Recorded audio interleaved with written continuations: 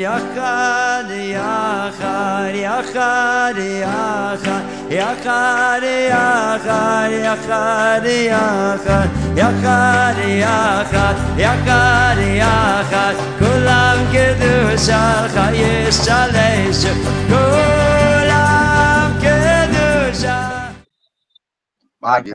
Então vamos lá. Então vamos começar o capítulo 4. Então, mas antes de começar, agradecer a todos vocês. A gente está separando então, um pedacinho do nosso domingo para a gente aprender um pouquinho sobre o Tânia. Já peço desculpa antecipadamente por... Tiveram 2 semanas que eu não pude dar por conta de umas provas que eu fui realizar. E na semana passada também eu acabei tendo visita, recebi umas visitas aqui na minha casa e não tive tempo de preparar os estudos, né?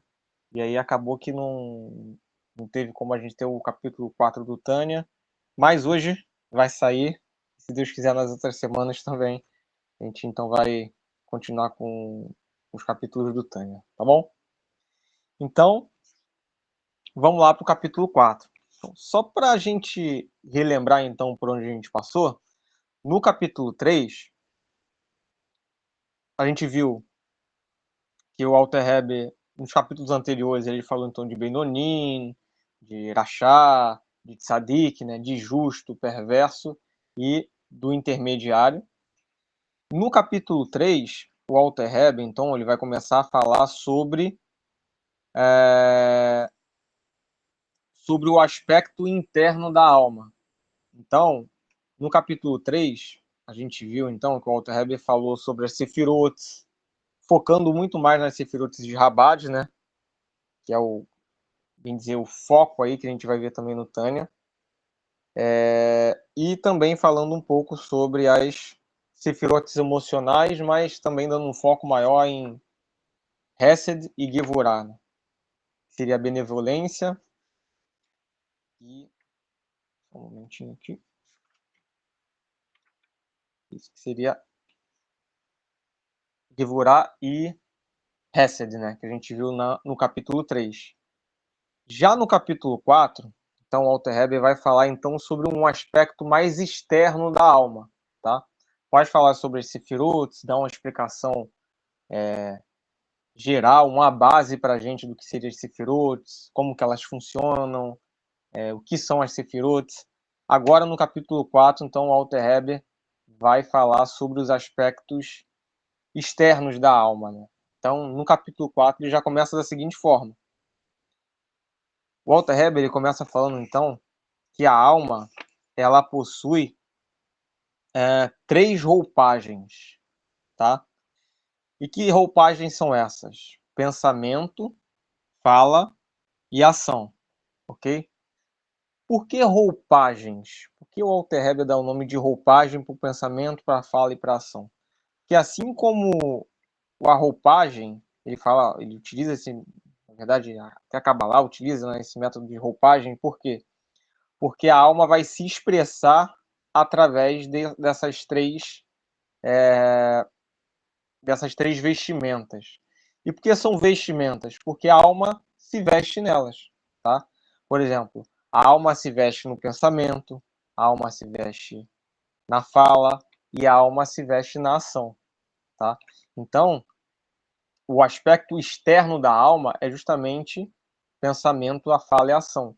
Porque quando a alma ela se une ao corpo, o meio dela se comunicar é justamente utilizando essas 3 roupagens, tá?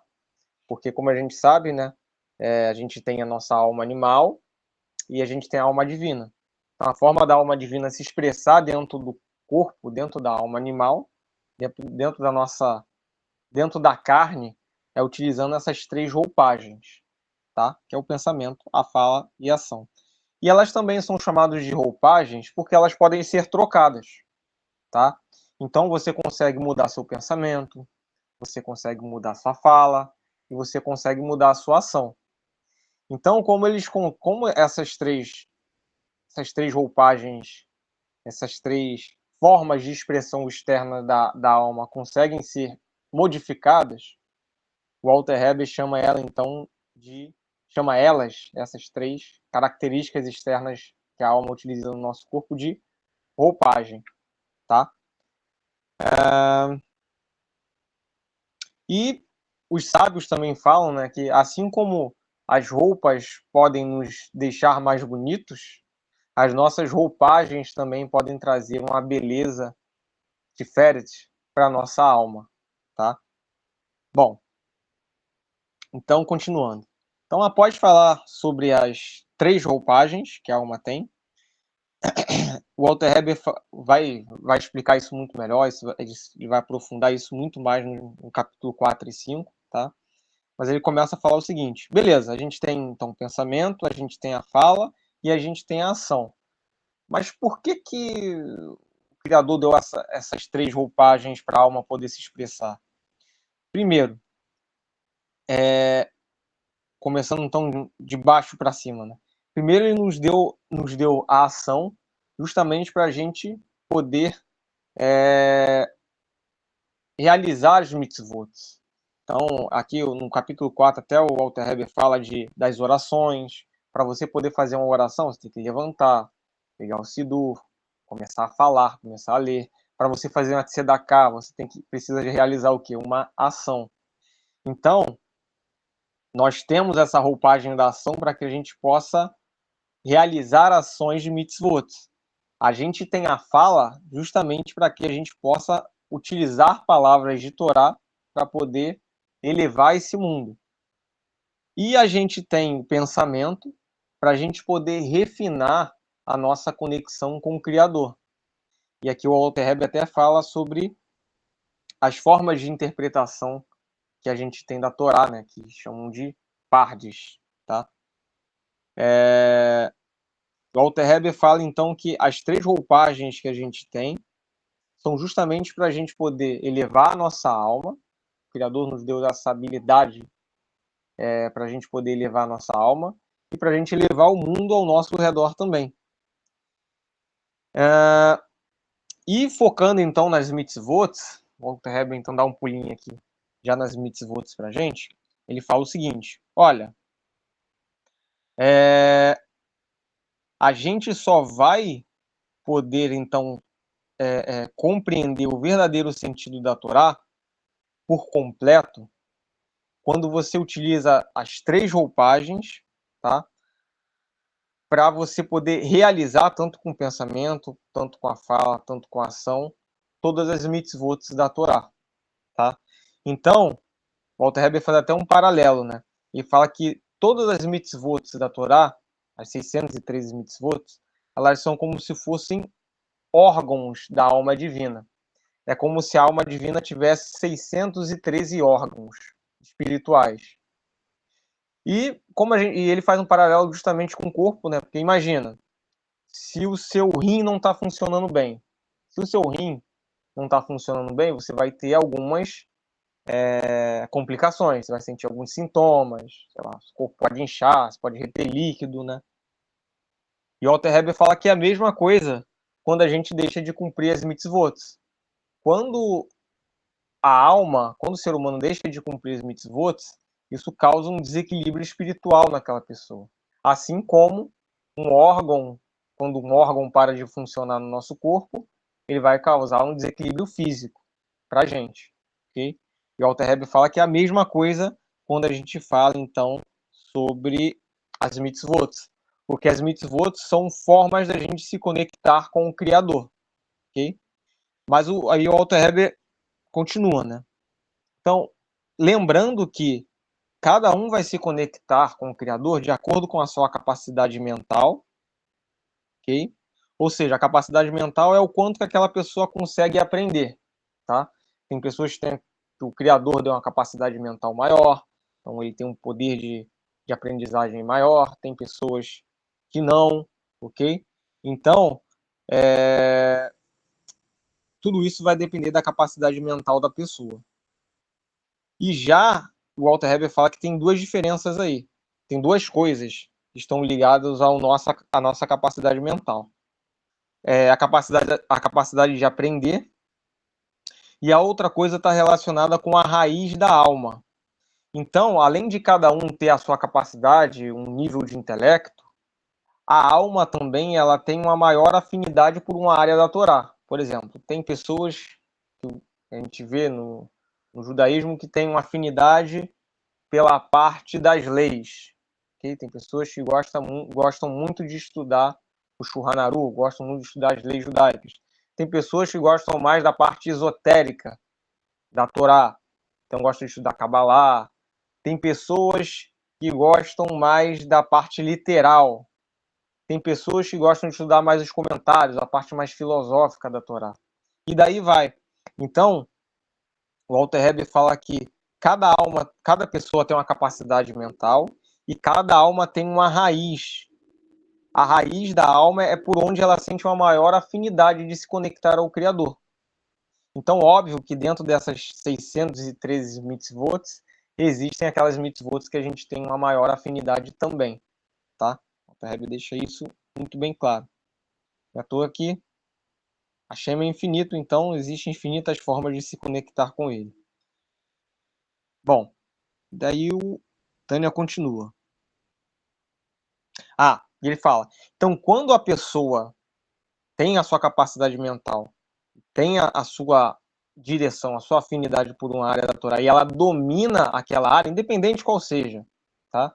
Pode ser a área esotérica, a área literal, a área alárrica, seja qual for, o Alter Rebbe fala que quando você domina aquela área da Torá que você tem uma maior afinidade, a sua alma é vestida nas roupagens, ou seja, no pensamento, na fala e na ação de Torá, tá? Então, quando você domina a sua área de afinidade, você se veste na Torá, você se veste em Deus, tá? E a gente vai ver essas explicações nesse capítulo mesmo. Por que a gente se veste na vontade do Criador quando a gente consegue dominar e aplicar uma área da Torá? Bom, o Alter Rebbe continua. Sim. Ele fala, então, quando a pessoa então domina isso, a sua roupagem do pensamento se veste em Torá. As suas midotes, que são as suas emoções, também se vestem no Criador. Tanto o seu amor quanto o seu temor se vestem no Criador.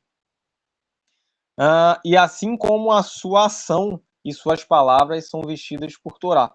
Ou seja, quando a pessoa ela consegue encontrar a sua área de afinidade na Torá e se conecta e se liga a ela e consegue aplicar ela, é como se o corpo e a alma da pessoa estivessem totalmente conectados com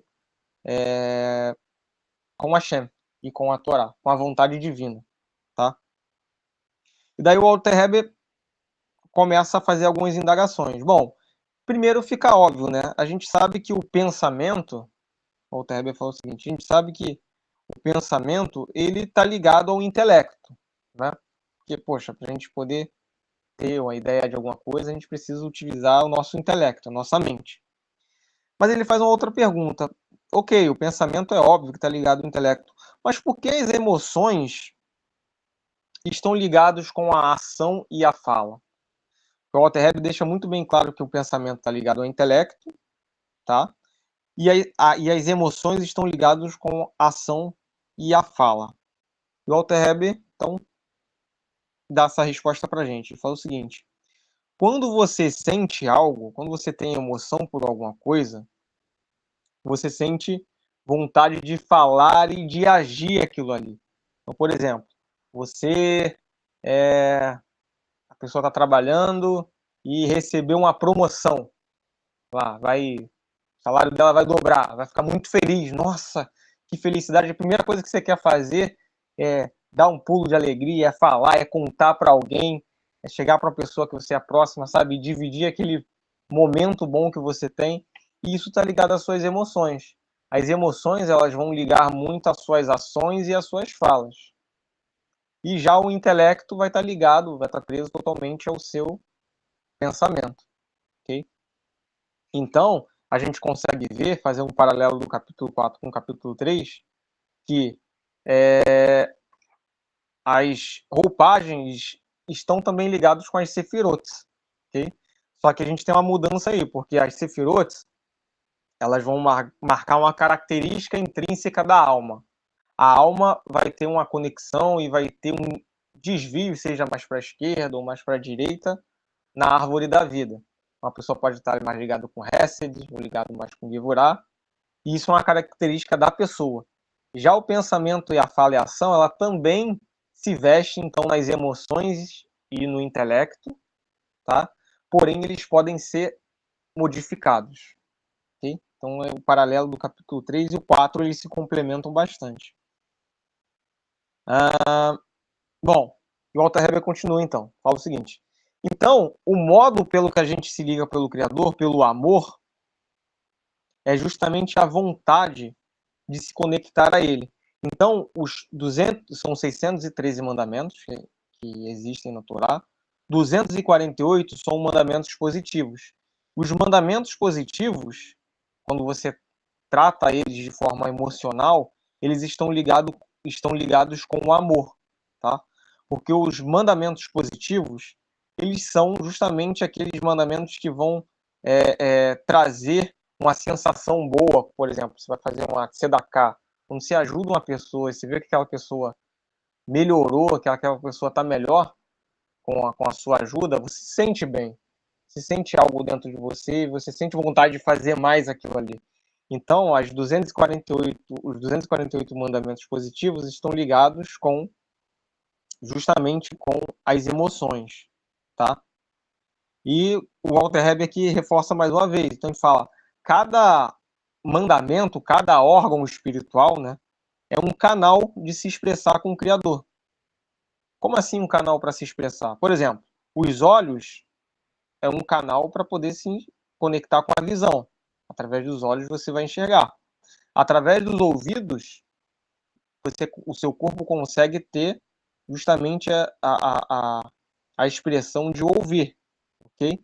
Então, cada mitzvot é um canal para você se ligar com o Criador.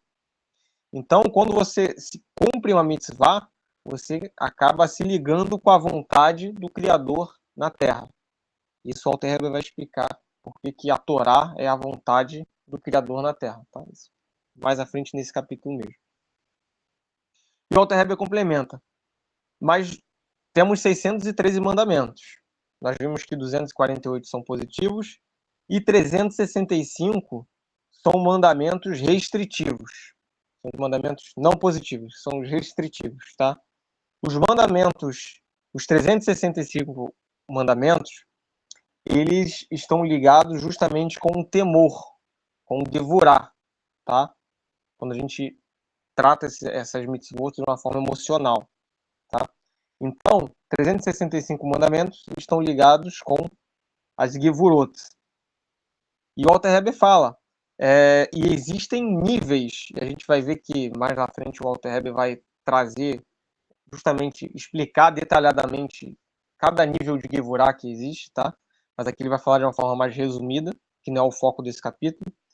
E o Alter Rebbe fala, bom, e a Gevurah, que é o temor, a gente poderia trazer como um temor, existem também vários níveis que a pessoa tem de se conectar com o Criador pelo temor.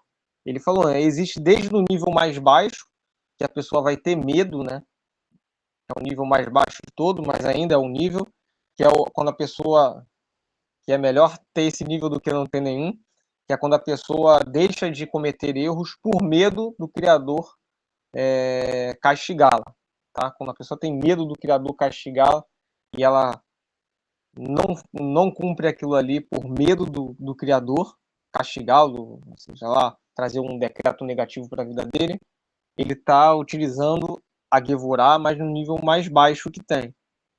Existe um nível mais intermediário, que é quando a pessoa se sente envergonhada. A pessoa não quer cometer aquele delito, aquele erro, fazer algo que a Torá proíbe por vergonha. Tá? Também existe isso. Porque a pessoa se sente envergonhada por saber que o Criador é infinito e está em todos os lugares. Então a pessoa, quando sente a necessidade de cometer algo que é proibido pela Torá e sente vergonha. E tem um nível mais alto de todos, né? Que é quando a pessoa não comete o erro, que é o nível de temor mais elevado que tem, que é quando a pessoa não comete um determinado erro com medo de se afastar do Criador.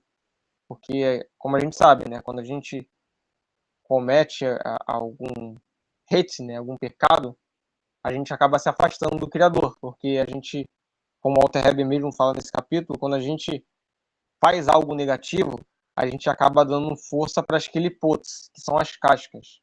E as cascas acabam por nublar a nossa conexão com o Criador. Acabam por nos deixar espiritualmente mais fracos. Então, o maior nível de temor que tem é justamente o medo de se afastar do Criador. De saber que é tão gostoso, que é tão bom se conectar com Ele, que você não quer cometer nenhum pecado, nenhum ato proibitivo pela Torá, justamente para não se afastar dele. Tá? Então isso, como o Alter Rebbe fala, são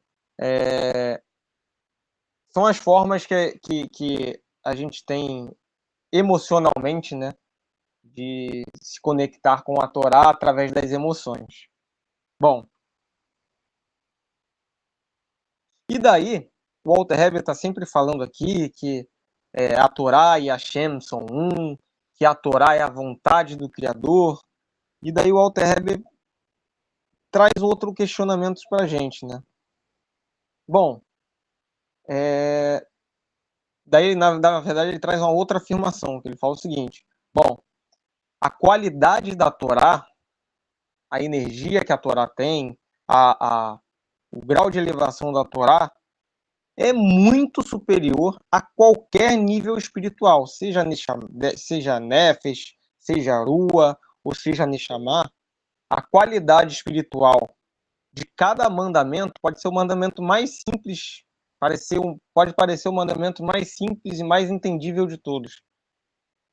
Aquela mitzvah é infinitamente superior a qualquer nível espiritual que a gente possa imaginar. E daí o Alter Rebbe fala, bom, e daí o Alter Rebbe também conclui, né, fala que dentro da Torá a gente tem a essência e a vontade do Criador, que a Torá e a Hashem são uma coisa só. Mas daí o Alter Rebbe faz a pergunta, peraí, a gente sabe que, a gente já viu, né, desde o início do Tânia também, que Hashem é infinito, ok? Como pode, então, a vontade de Hashem, a sabedoria de Hashem, está dentro de um livro, que é algo limitado, sendo que a sabedoria do Criador é infinita? Ok? E daí o Alter Rebbe deixa essa primeira pergunta para a gente.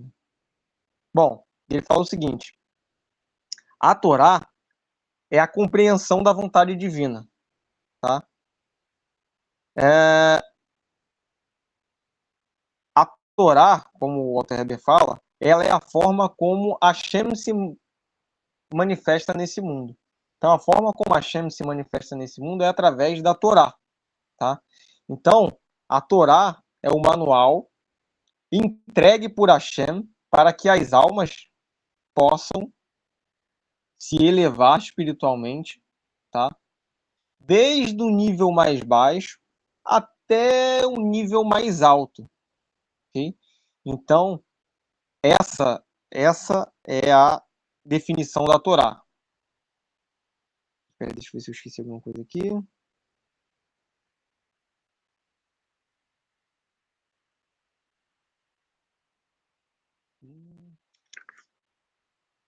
Ah, sim. E daí ele continua. Espera aí. Ah, sim.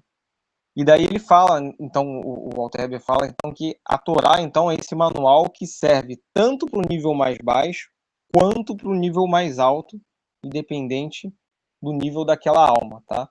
Tanto no nível de Nefesh ou o nível de Neshamah, que é o maior e o menor nível, não importa, a Torá vai elevar qualquer tipo e qualquer categoria de alma, seja também um Urachá, seja um Benonim, seja um Tzadik, a Torá vai elevar todos eles, tá? Mas ele vai responder isso com mais precisão um pouquinho mais para frente nesse capítulo, tá?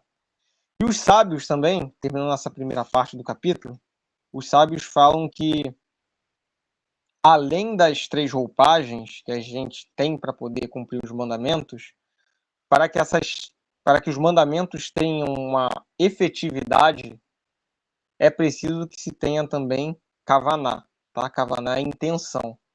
Então, além de ter pensamento, fala e ação, a gente tem que ter uma intenção quando a gente realiza uma mitzvah, tá? É só um adendo, um comentáriozinho que os sábios dão, porque se você não tiver intenção de levar a sua alma e de levar a alma das outras pessoas, então você não está fazendo da forma correta. Às vezes você pode estar fazendo uma mitzvah de uma forma robótica, tá? Que não é o objetivo do Criador. Que a gente faça a mitzvah de forma robótica, e sim de uma forma intencional, tá?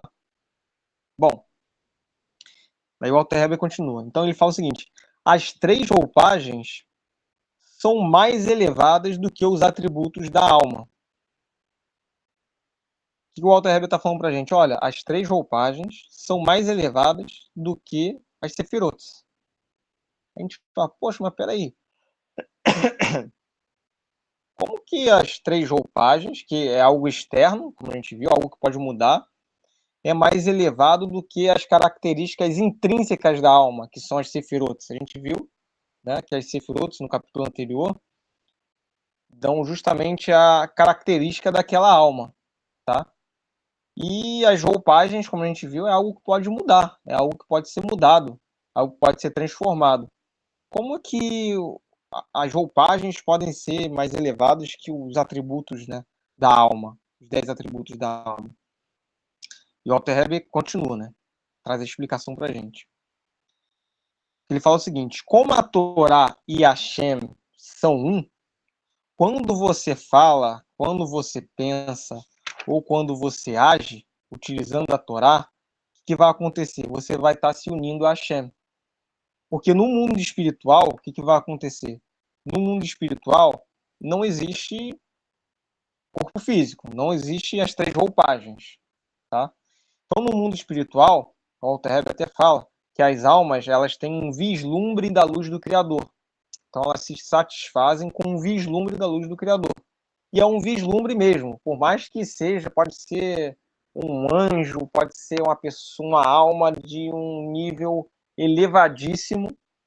A forma daquela alma se realizar no mundo espiritual é com um vislumbre da luz do Criador. Por que vislumbre? Porque ninguém vai conseguir entender e captar na totalidade Hashem, né? Hashem não pode ser envolvido por nada, ele envolve tudo. Então ninguém nunca vai conseguir entender por completo. E só tem um vislumbre. Porém, quando a gente está no mundo físico, o que acontece? A gente tem as roupagens e a gente tem a Torá. Quando a gente realiza uma mitzvah, o que acontece? A gente se veste da vontade do Criador. O Alter Rebbe vai explicar isso também um pouquinho melhor. Mas quando a gente realiza, por exemplo, a tzedakah, você está utilizando o seu pensamento, sua fala, sua ação, sua intenção justamente com a vontade do Criador. Então você acaba se envolvendo com o Criador. Ok?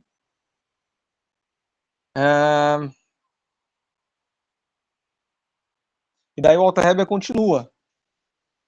Ok, beleza, mas surge a seguinte dúvida. Ainda continua aquela dúvida que o Alter Rebbe não respondeu para a gente de uma forma mais completa. Como que a Torá compreende a vontade de Deus e sua sabedoria se ela é infinita? A sabedoria do Criador é infinita, a vontade do Criador é infinita, porque o Criador é infinito. Como que a Torá consegue comportar a infinitude de Hashem? Tá? Então, o Alter Rebbe pega até alguns trechos da Torá e do Tanar que falam que, por exemplo, que Hashem é insondável. A gente vê lá em Jeremias que não há pesquisa do seu entendimento, não tem como você entender o Criador.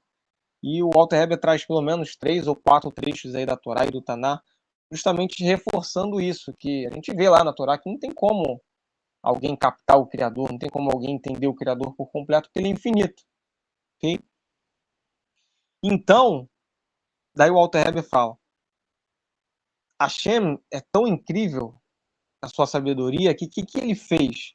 Ele pegou a sua sabedoria, que é infinita, sua vontade, sua sabedoria, e ele baixou a sua sabedoria e revestiu essa sabedoria em termos físicos, até que um homem pudesse pegar um instrumento e escrever a sabedoria divina e transformar a sabedoria divina em algo físico. Então, a sabedoria divina é algo extremamente elevado, a Torá é extremamente elevado, vem de mundos que a gente nunca vai conseguir alcançar, porque é a sabedoria do Criador.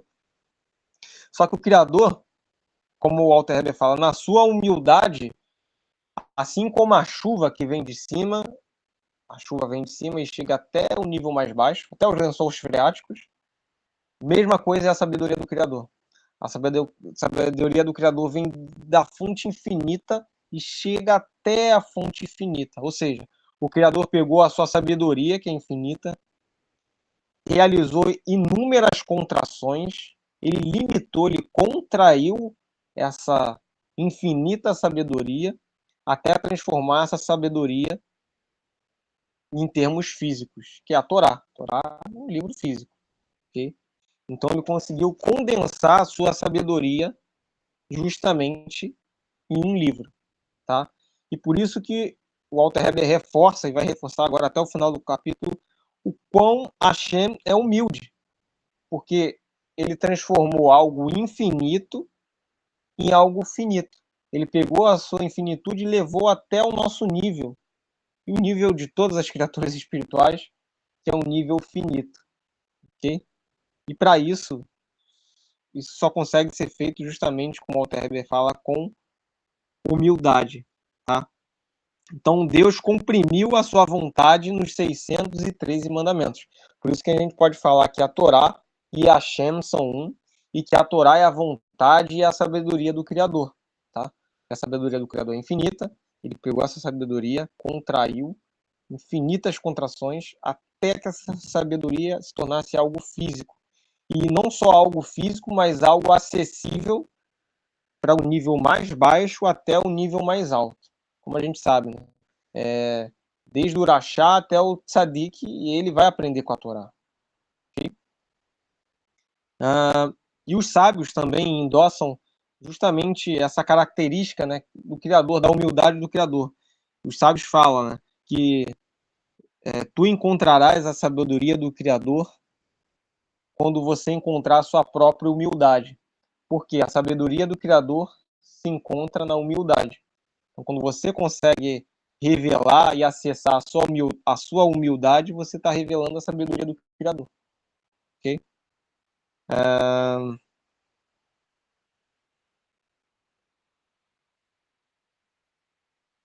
Sim. E aí pode surgir a pergunta, pô, então por que o Criador então não pegou então a Torá de uma forma totalmente elevada e trouxe e deixou aqui elevada para a gente? O Tânia fala, porque se Hashem não fizesse essas inúmeras contrações, a Torá seria incompreensível. A gente não conseguiria compreender a Torá de jeito nenhum. Então Hashem precisou realizar essas inúmeras contrações para que ela chegasse no nosso mundo e para que todas as almas tivessem contato e capacidade de se elevar com esse manual de elevação espiritual, que é a Torá, que é a vontade divina do Criador. Então, o Alter Rebbe conclui essa parte, né, falando que a Torá é uma mistura de físico e espiritual, porque a Torá é algo espiritual que se condensou até que traz leis e preceitos espirituais que se juntou ao mundo físico para nos tornar próximos do Criador, tá? Para que a gente possa acessar o espiritual. Deixa eu ver se eu esqueci alguma parte aqui. Não. Tá, então vamos lá. Então, o Alter Rebbe continua. A Torá e os seus mandamentos estão totalmente ligados com Hashem, assim como está ligado com os 10 atributos da alma, tá? Porque a Torá, ela está ligada aos 10 atributos da alma, por quê? Porque ela, como a gente viu, né? Ela vai compreender desde os níveis de almas mais baixos até os níveis de almas mais baixos. Então, a Torá também está ligada totalmente com os 10 atributos da alma.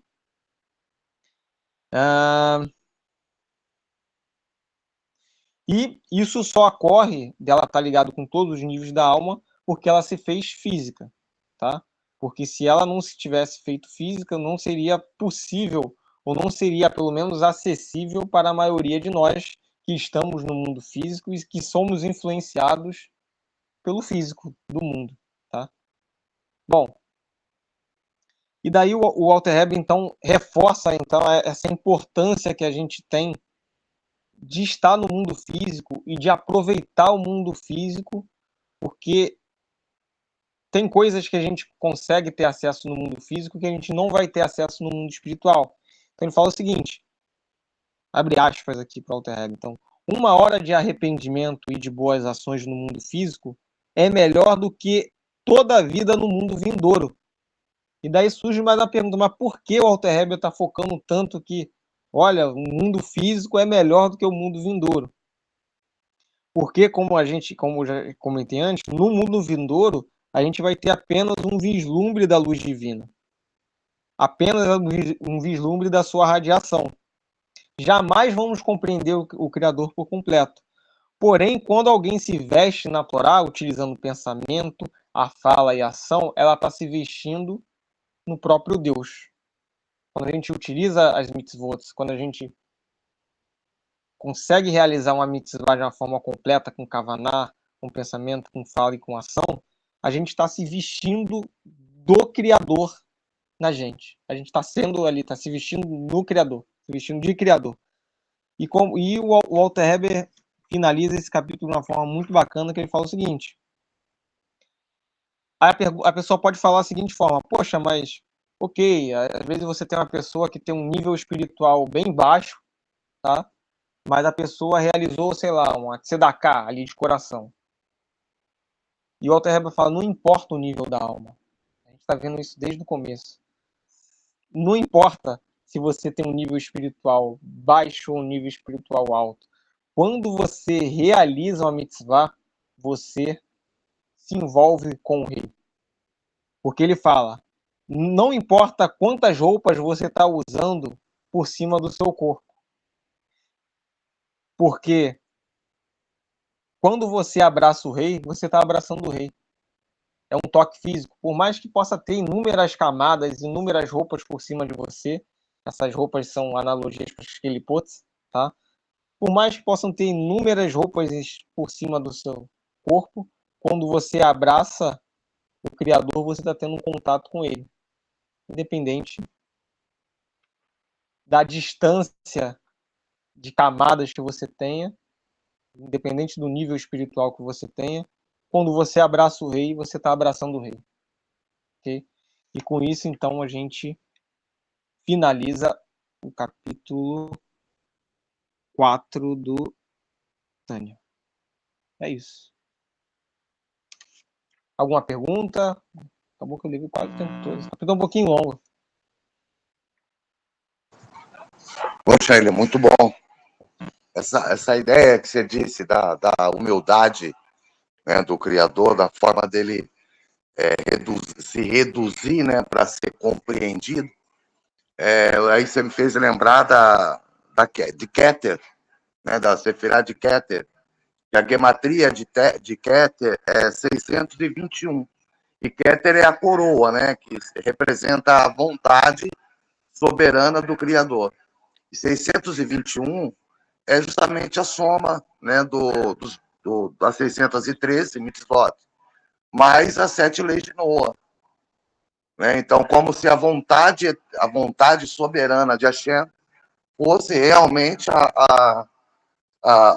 o cumprimento das mitzvot, não só pelos judeus, mas de toda a terra, né? De todo o mundo.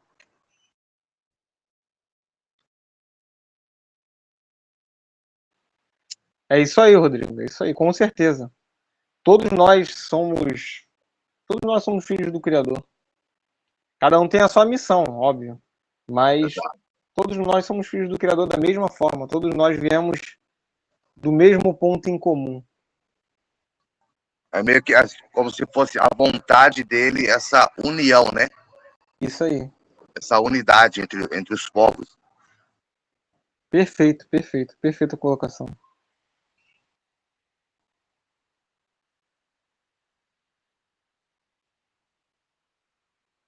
Ficou alguma dúvida para alguém? Alguém não entendeu? Algum termo? Algum trecho? Se não entendeu, pode perguntar, pode ficar à vontade. O Alexandre falou que tá ok, Samantha falou que tá ok. Para mim tá, foi uma benção, o William, tranquilo. Baruch Hashem, que Hashem continue te abençoando aí, meu amigo.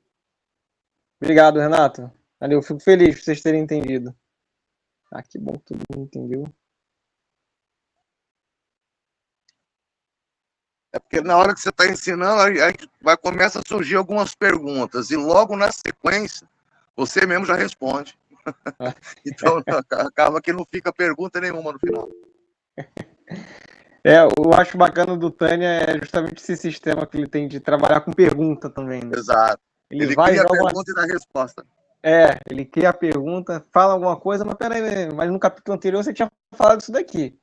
Peraí, mas como você falou isso, o Criador é infinito, mas você já falou que o Criador é infinito, como que o infinito pode caber dentro do infinito? Peraí, tem uma contradição aí. Aí ele vai e explica, isso é muito bacana. Acho isso muito legal dentro do Tânia. Pois é. Bom, então. Pode falar, no começo você citou uma coisa que eu achei interessante, uma duvidazinha básica, né? Sobre a questão de almas, né? As almas, algumas almas vêm com maior capacidade de aprendizado, outras não. E aí hoje me fizeram uma pergunta no privado, não sei, é uma expressão, eu nunca tinha ouvido, né? Não sei se você já ouviu, almas hiênicas, que seriam aí, a pessoa perguntou se tem alguma relação com pessoas superdotadas, né? Que são essas almas que vêm com, tipo, prodígios, né? Sim. Prodígios, crianças que já nascem tocando piano, enfim, gênios, né? Essas pessoas que nascem.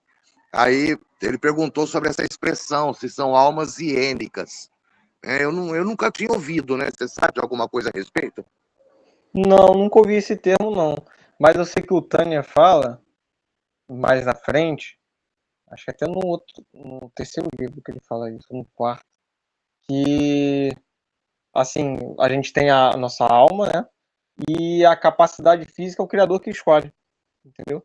Como que vai ser a nossa capacidade física. Então, às vezes ele pode nos dar uma capacidade física muito boa, o cara pode ser uma pessoa extremamente inteligente, que tem facilidade de pegar tudo, ou pode ser uma pessoa que tem uma dificuldade maior. Entendeu? Quem escolhe isso é o Criador. Quem vai escolher isso é o Criador. O que a característica da... Porque isso vai depender do corpo, né?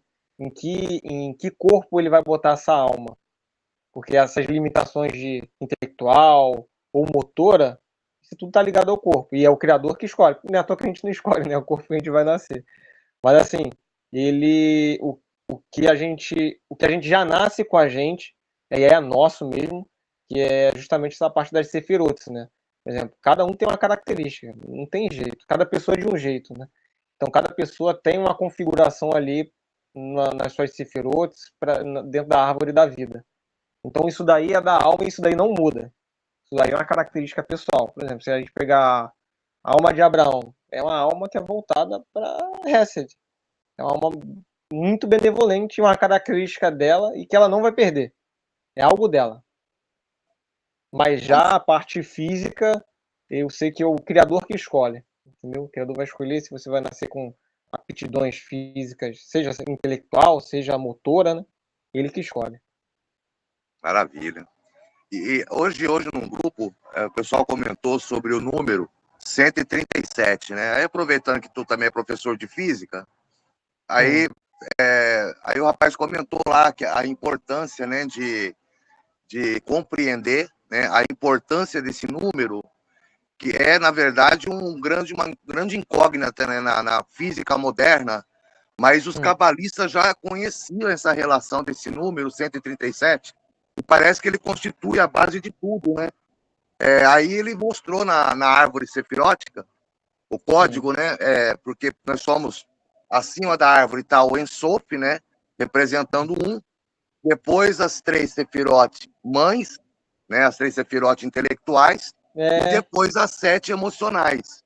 E parece que esse padrão, dentro da física, parece que ele está em tudo, né? É considerado uma constante. Então, os físicos ficam surpresos. E Einstein parece que elaborou toda a teoria da relatividade com esse padrão. Existem padrões ali de números que a gente fica espantado. Por exemplo, eu não lembro agora, tem um número áureo, não sei se vocês já ouviram falar. Agora de cabeça não sei o valor. Mas o número áureo é um número que, se você fizer medidas áureas, vai ficar bonito. Tudo que você construir com medidas áureas, fica bonito. É isso mesmo. E eu não pesquisei se tem a ver com Tiferet, não, mas a proporção áurea é a proporção que vai te dar uma simetria perfeita. Porque a beleza pra gente está dentro da simetria, né? Então esse número vai te dar uma simetria. Tem um pi também, que é um número bem utilizado e bem falado também dentro da ciência. Tem vários números. E é interessante que daí a física vem trazendo essas coisas, mas a física moderna, né, vem descobrindo essas coisas. E, na verdade, o próprio código cabalístico milenar já traz esses conceitos, né? Já trazia isso, mas não de uma forma acadêmica. Mas aí você começa a fazer essas relações e você vai ficando espantado, né? Não, entrando nesse assunto, tem um rabino que eu esqueci o nome dele. Ele é da época do Isaac Luria. Ele era de Safed lá. E ele calculou a idade assim, porque também a ciência não sabe a idade exata do universo, né? É uma média que você tem.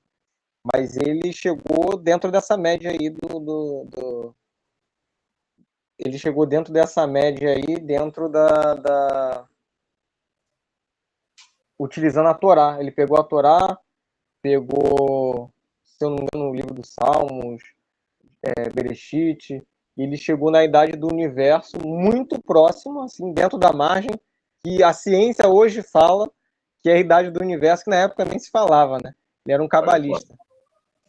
Naquela época, no século que o Rabino Isaac Luria 1500, 1600, mais ou menos essa faixa aí. Naquela época ele já conseguiu calcular a idade do universo. Época que ninguém falava nada disso. E nem tinha teoria do Big Bang, nem passava longe. Eu acho isso muito interessante também. Eles com certeza receberam ali um vislumbre ali do Criador para começar a colocar... Eu até pontuei, mas aonde você vê, que nem Freud, Einstein, todos judeus, estudantes de Kabbalah. Então, tipo assim, onde você vê alguns judeus se despontando, assumindo o protagonismo de alguma área na ciência, pode ver que tem algum ensinamento profundo cabalístico ali, sendo usado como base. Einstein mesmo, ele baseou todo o estudo dele no que a gente entende hoje como níveis de alma. Ele simplesmente trocou o nível de alma por consciência, criou o conceito de ego, hiperego, né? Freud. Então, assim, é o Freud. Então, ele simplesmente mudou os termos cabalísticos e criou uma coisa que revolucionou a psicanálise. E é algo que os cabalistas já conhecem. E ele fala, tem uma frase dele que é famosa, que perguntaram uma vez para ele, que o pai, se não me engano, o pai do Freud era rabino, né? Sim, perguntaram, por mais que ele não seguia a religião judaica e tal, isso, aquilo, mas perguntaram para ele o que era a essência dele. E ele falou: eu não tenho como fugir da minha essência, a minha essência é o judaísmo. Eu posso falar que eu não acredito, posso falar tudo isso, mas a minha essência é a religião judaica, é a minha essência. Isso eu nunca vou conseguir mudar. Eu achei isso muito bonito dele.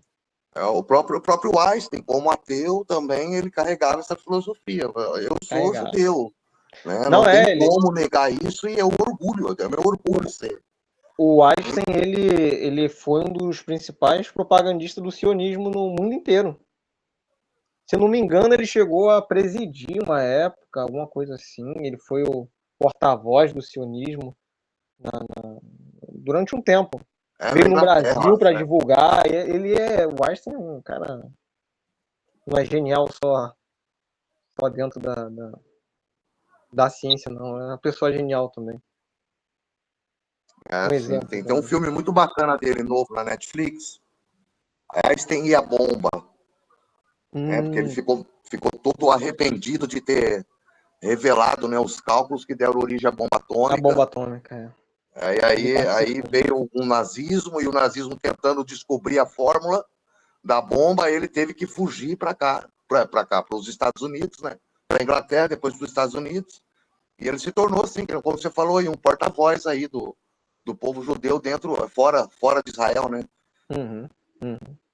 Muito bom. E incentivava a criação incentivou, né, muito o Estado de Israel, toda a infraestrutura, sabe, ao povo judeu ter o seu lar de volta, né? Eu acho isso muito bacana. Isso daí não tem preço, né, que ele fez. Você vê, o judeu até ateu. Até quando ele é ateu, ele tem uma Mas importância. é porque não é. Isso eu acho muito bonito. Eu já uma vez conversando isso com a minha esposa, eu falei, poxa, eu queria que, sabe, que as pessoas tivessem, que o mundo inteiro tivesse esse senso de união que o povo judeu tem, que eu acho muito lindo. Por exemplo, tem uma vez, não sei se tem ele é um comediante, eu esqueci o nome dele, ele até já foi daquele programa na TV, Zuckerman, sobre o nome dele. Daniel Zuckerman. Isso.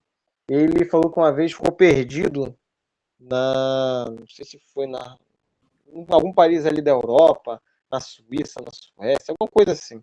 Uma coisa ali pela Europa, um país ali próximo do leste europeu. E ele falou que não sabia fazer nada e ele encontrou a sinagoga. Ele falou, caraca, encontrei a sinagoga. E aí ele tinha perdido o passaporte, tinha perdido algumas coisas assim. E aí ele encontrou lá um rabino e conversou com o rabino, falou, olha, não sei o que lá, sou judeu, né? Ajudaram ele a voltar para o Brasil. O rabino não sabia quem ele era, não conhecia ele, sabe? O cara mal falava a língua dele e mesmo assim ele pegou e ajudou por ser um irmão dele. Eu acho isso muito bonito, eu acho que isso fica de aprendizagem para a gente também. Pois é. Como exemplo para a gente poder seguir, né? Sabe, ele ajudou, ele não sabia quem ele era. Não sabia quem ele era. Poderia ser porque era um judeu, mas poderia ser alguém que estava enganando ele. Não importa, ele não estava se importando com isso. Ele estava se importando em ajudar o irmão dele. Eu acho que isso. Se a pessoa foi até ele. Isso. Acabou. Eu só quero ajudar. Chegou até a mim precisando de ajuda, eu vou ajudar. Não quero saber do que você é, se você está falando a verdade, se não está. Eu só quero te ajudar. Nossa, eu achei isso muito bonito. Você falou aí sobre senso de união e nada mais a gente pode enxergar que a fé e a ciência, elas andam juntas. Se nós quisermos enxergar isso, nós não podemos assim dizer que não enxergamos o judaísmo como fé, e sim como um estilo de vida. Mas encaixando nisso, a gente pode enxergar que a ciência, ela explica o porquê, a ciência explica como e a fé explica o porquê. Ou seja, a ciência explica os mecanismos que a Shen fez para poder esse mundo continuar caminhando, e a fé explica o porquê. Qual é o motivo de Deus ter criado o mundo e o porquê nós estamos aqui. É verdade. O cientista é uma das... Embora é o meu meio, né? Eu sei que muitos não acreditam em Deus, mas eles são os que mais desvendam o Criador. Quem desvenda o mecanismo como o Criador criou o mundo é a ciência. A ciência só descobre as leis, como a gente vê, as leis da física, as leis da Torá também, as leis espirituais da Torá, as leis da física, as leis da química. O que ela está dizendo? Está dizendo como que o mundo se comporta, como que a natureza se comporta. É a linguagem. É a lei que o Criador criou no nosso mundo. A gente não pode sair voando, porque a gente tem a gravidade.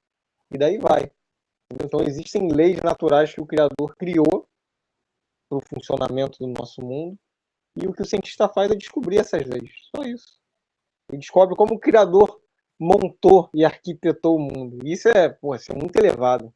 Por mais que a maioria não Essa acredite. rixa, né, William? Essa rixa de ciência com religião, ela Mas veio isso- com a Igreja Católica, né? Isso que eu ia falar, foi por causa da Todos Igreja os Católica. grandes cientistas são judeus. Né? Porque assim, Tem até aquela série aquele rapaz que fez o Big Bang Theory, sim, Sheldon.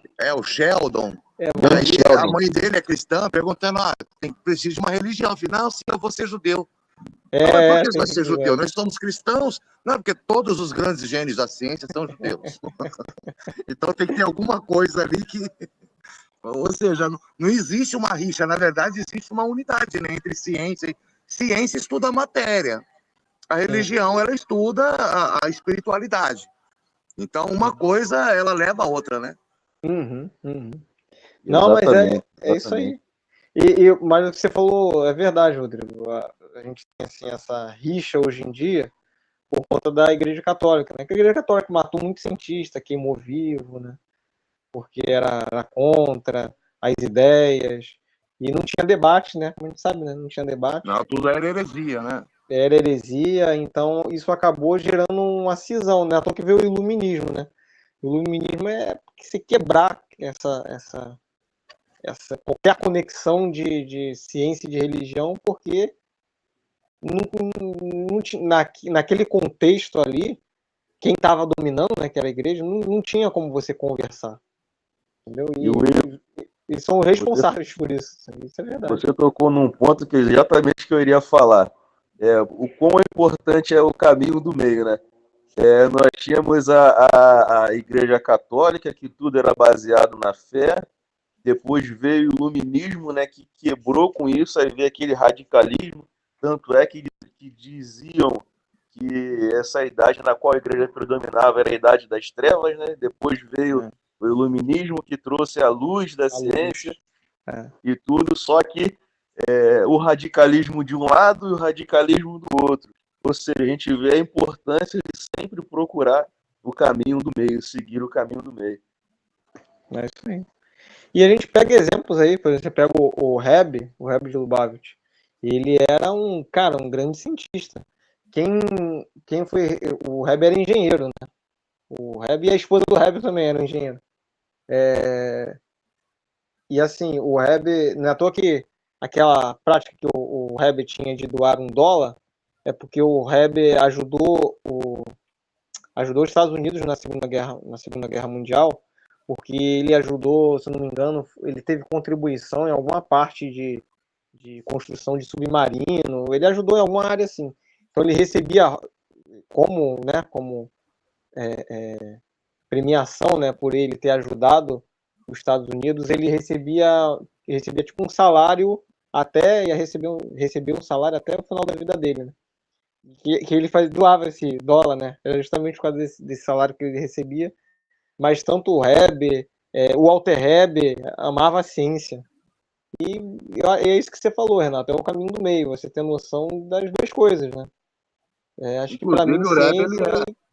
O Rebbe é engenheiro, o Rebbe ele também é considerado o patrono da educação nos Estados Unidos. Ele é como se fosse a gente que tem um Paulo Freire, lá é o Rebbe, tá melhor que a gente. Eles estão melhor que a gente. Estão bem melhor. Estão bem melhor. Mas aí é isso. A gente tem noção que a ciência é ótima, é um instrumento que nos ajuda a enxergar melhor a natureza e a vida. E ela não se isola da religião de forma nenhuma. Complementa, pelo contrário. Tem um livro do Rebbe, não sei se vocês já viram, Fé e Ciência, é um livro muito bom. O Rebbe de Lubavitch trata disso aí. Fé e Ciência. Uhum. É um livro curtinho. Livro muito bom. É fácil de achar em PDF ele. Eu tenho, acho que eu tenho ele de PDF. Eu tenho ele de PDF. Esse livro é muito bom. O Reb Compartilha traz, com a gente no grupo. o Reb, ele traz justamente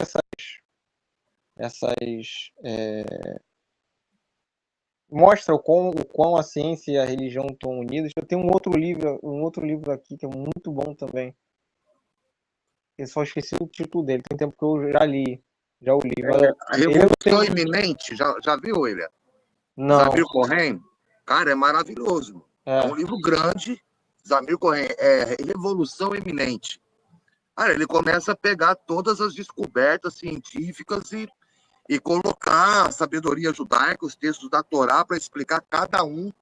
E assim, você fica maravilhado, entendeu? Eu tenho ele aqui em casa emprestado. Né? Todo dia eu oro aos céus para que o dono não venha buscar. Porque é um livro muito difícil de achar. Eu nunca ouvi falar. Eu tenho um aqui que é Big Bang alguma coisa. Eu vou pegar correndo atrás desse livro já há um tempo, Rodrigo. Esse livro é muito difícil de achar, é raríssimo. Eu tenho um aqui muito bom.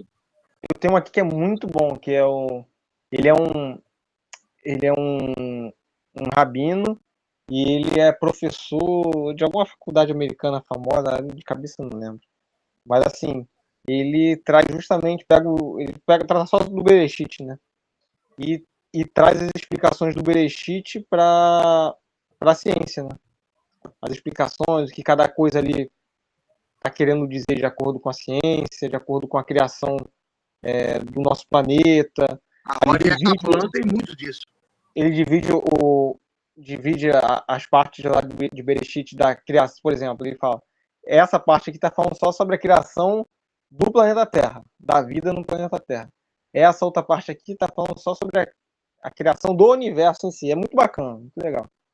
E realmente tudo que ele fala ali tem a ver, né? Tá coeso também. E também destaca também, né? Que, por exemplo, um exemplo que eu lembro desse livro, né? E que é real mesmo, né? A origem da vida. Eu sei que muitas pessoas, né? Sei lá, você pega muitos cientistas, né? Às vezes também eles fecham os olhos para algumas teorias que, por exemplo, às vezes a ciência só tem aquela teoria, mas aquela teoria tem muitas falhas, então provavelmente aquilo ali não é bem assim como a gente está pensando. Ele pega, por exemplo, a origem da vida, né? Você pega dos biólogos aí que deram origem da vida, mas não faz muito sentido. E ele tenta tratar no livro, é muito bacana, né? Porque falta a parte química, né? E de acordo com os biólogos, se fosse desse jeito que eles falaram, se você pegar a cinética química, né, que vai estudar a velocidade da reação, ia demorar, 14 bilhões de anos para você ter uma célula complexa. Mas a gente sabe que não foi bem assim. Então é bem bacana, bem legal. Eu vou pegar o nome desse livro, mas ele não tem um PDF, não. Eu só tenho ele impresso. Qualquer coisa eu posso deixar aí, Rodrigo. Tiro uma cópia aqui, uma cópia a mais, aqui tem uma loja de Xerox aqui perto, tiro, mando encadernar e deixo aí com vocês. Maravilha. Esse livro é muito bom, muito bom. Maravilha. Vou fazer isso sim, vou tirar uma cópia dele, que ele é muito bacana. Vale a pena. A gente já tá praticamente com a casa já pronta, tá? Só esperando realmente a confirmação da proprietária, né, da imobiliária, mas já está praticamente pronto, já está praticamente certo já. Lugar excelente, aí vamos colocar uma prateleira lá de livros maravilhosa, entendeu? Só estamos contando com doações. Já temos bastante livro, Baruch Hashem, mas nunca é demais. Isso aí, conhecimento é sempre bom. Mas é isso então, pessoal. Então, bom finalzinho de domingo para todos. Amém. Semana que vem a gente volta com o capítulo 5. Acho que, se não me engano, o capítulo 5 ele é mais curtinho, né? Acho que vai dar pra gente ver o 5 e o 6. Mas, e é isso. Então, domingo que vem a gente se encontra. Se surgiu alguma dúvida depois desse capítulo do Tânia, pode mandar, ou se alguém tem vergonha de perguntar também pode mandar no privado, não tem problema nenhum. E é isso, tá bom? Então, um abraço para meus amigos. vocês, Shavuatov. Amém, Shavuatov. Bom restinho de domingo. Shalom, uma boa noite para todos. Shalom, Sara. E é isso. Então, vamos lá. Valeu, Boa tamo noite, junto. irmão. Bom, cara, você tá Tamo aqui. junto. Shalom, beijão, Samanta. Beijo, meu amor. Vem Bom mais com vezes, vocês. tá? Estudos Tá do bom, Renato pode aí, sexta-feira, 8h30, né, Renato? 8h30, a partir de 8h30. E, ó, Certo, muito Lei bom. de Noah. Importantíssimo, importantíssimo. Estudo sobre as leis de Noah. Muito, muito bom, Renato. Parabéns pelo estudo. É um assunto que realmente estava faltando, né, William? Que a Tá. gente geralmente introduz, né, nos demais estudos, mas era bom focar, né? Ainda mais Uma pro pessoal base, que vai assim, chegando. essencial. Uma base essencial. Exatamente. Precisa demais. Você só demais. dobrou a minha responsabilidade, meu amigo. É isso aí. O temor é a base da sabedoria. É, É isso aí. É isso aí. vai se vai tirar de letra, Renato. Valeu, valeu. Baruch Hashem. Conto com a ajuda dele. Também. Um abraço a todos, Shavuot. Valeu, Tchau, tchau. valeu. Bom final de Abraço. semana. Boa noite, Tchau, gente. tchau. Uma semana abençoada. Tchau, tchau. Tchau, tchau. Yachad, yachad, yachad, yachad, yachad, yachad, yachad, yachad, yachad, yachad, yachad, yachad, kulam kedusha, chayesh shalesh, kulam kedusha.